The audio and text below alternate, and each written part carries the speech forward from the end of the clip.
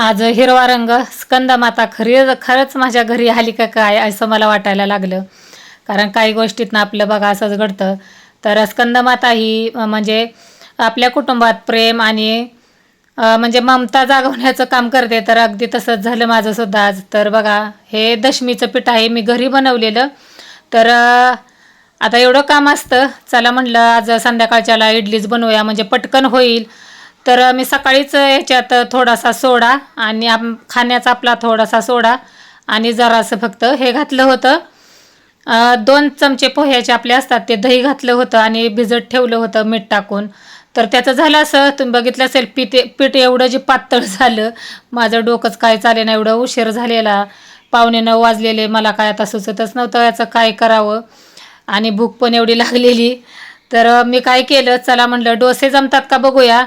तर मी त्याचे डोसे बनवायला घेतले. तर तुम्हाला शेवट मी सांगणारच आहे याचं कसं झालं ते. तर बघा मग असं झाल्यानंतर त्याच्यात नंतर मी थोडंसं हे करताना तुम्ही बघितलं असेल कच्चे शेंगदाणे मी बारीक केले का तर कच्चे शेंगदाणे चिवट असतात आणि आपण असं कशात जरी घातले तरी ते चविष्ट लागतात.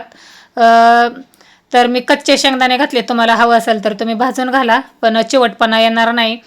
तर बघा आणि मिरची घातली मी थोडीशी हिरवी मिरची बारीक करून म्हणजे चवीला म्हणजे कसं आपल्याला टेस्टी लागतात.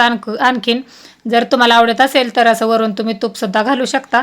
मी इथं तूप घातलं वरून आणि डोसे करायला सुरुवात केली. तर पहिला डोसा जरा असा तसा झाला. आता मला टेन्शन आलं पण मला वाटलंच नव्हतं की त्याचे एवढे छान आणि सुंदर डोसे होतील म्हणून. तर चला मग हा बघा ताईंनो छान झालेला आहे एकदम असं म्हणजे आपण जे दशमीचं जे पीठ करतो ना बनवतो ना त्याचंच आहे हे. तर तुम्ही बघितलं असेल तेवढंच मी टाकलेलं आहे शेंगदाण्याचा कूट मिरची सोडा मी जे सगळं टाकले तेच तुम्हाला मी सांगितले. खोटं काय काही सांगितलेलं नाही किंवा दुसऱ्या ह्याच्यात मी काहीच ॲड केलेलं नाही आहे. मी पण पहिल्यांदाच केले आणि कुणाचंही न बघता ॲक्च्युली माझं झालं होतं असं मला करायची होती त्याची इडली पण पीठ झालं पातळ. आता मी डोकं लढावलं चला म्हणलं असंच जमतंय का बघूया. माझं जमलं जरी नसतं तरी पण मी तुमच्याशी शेअर केलं असतं कारण माझं जर असं काही चुकलं तर मला असं वेगवेगळं बनवायची म्हणजे सवय आहे. आता आपल्या सगळ्या गृहिणींना सवयच असते ती.